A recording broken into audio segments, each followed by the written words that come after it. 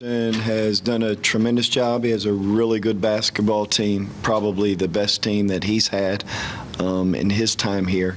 And they have a chance, just me having been at the Big 12 level and for the past 14 years and seeing high major basketball, they're really going to have a chance to compete very well in the SEC.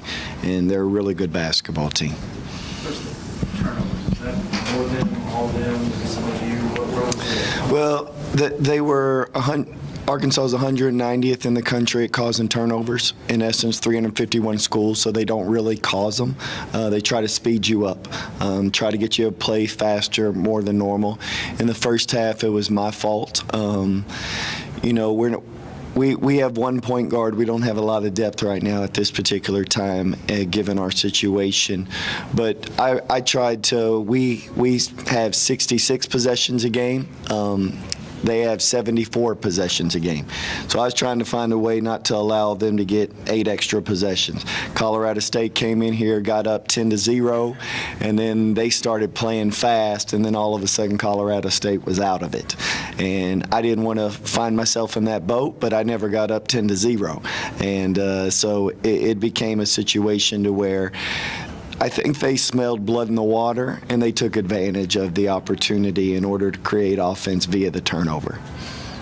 They had 14 steals, and Barford had 5. Just how tough is it to play against their quickness and athleticism? Yeah, and I'll tell you the other thing is last year at Baylor, we were #1 in the country at a particular time, and we didn't have a single top 50 recruit on our roster. You win with age. 22-year-olds are better than 18-year-olds, guys who haven't been through the gauntlet and don't understand. I believe they have 6 seniors.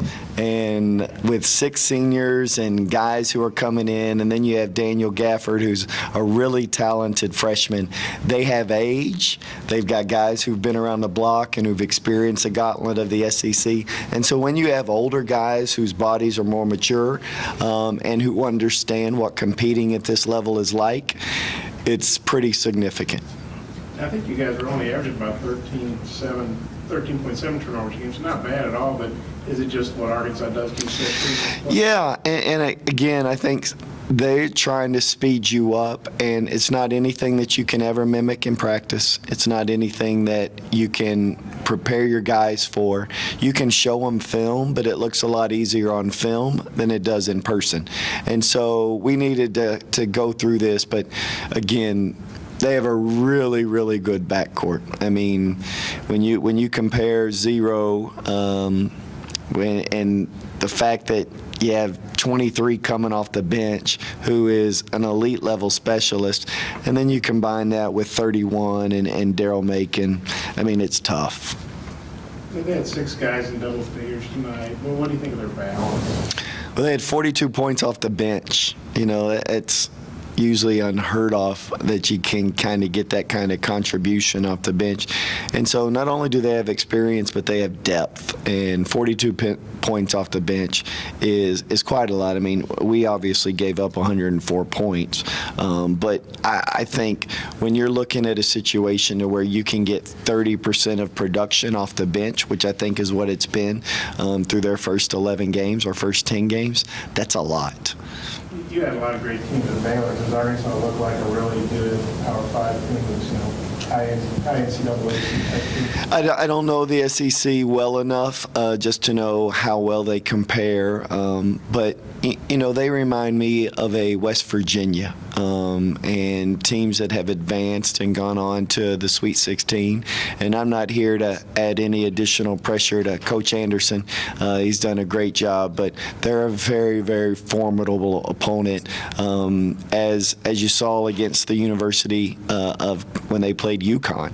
And so I think a game like the University of Houston serves as a wake-up call sometimes when you have older guys, and then you're going to get Coach Anderson has those guys' ears on account of a University of situation, a Houston situation, and they're gonna be really good and compete well in the SEC. I think you outscored 39-34 about the last 16 minutes. Made him call a couple of timeouts. Was that What were you doing better during that time? Coach Anderson was nice and took off the pressure. They could have beat us by 90 tonight. Anything else? What impressed you most about Daniel Gabbert tonight was in his division? I think he finished with 4 assists. The thing about Daniel, and that you don't see with a lot of rookies at this level, is where they have the basketball. A lot of them play with it lower. They'll get the basketball below their waist, and they'll allow 6'5", 6'1" guys to now become defenders. He does a great job of keeping the basketball high, and because of his acceleration towards the rim and his elevation, he's quick and he can really elevate. But he does that. You're so impressed with how high he keeps the basketball. He's always playing with it above the numbers, and that is really rare for freshmen.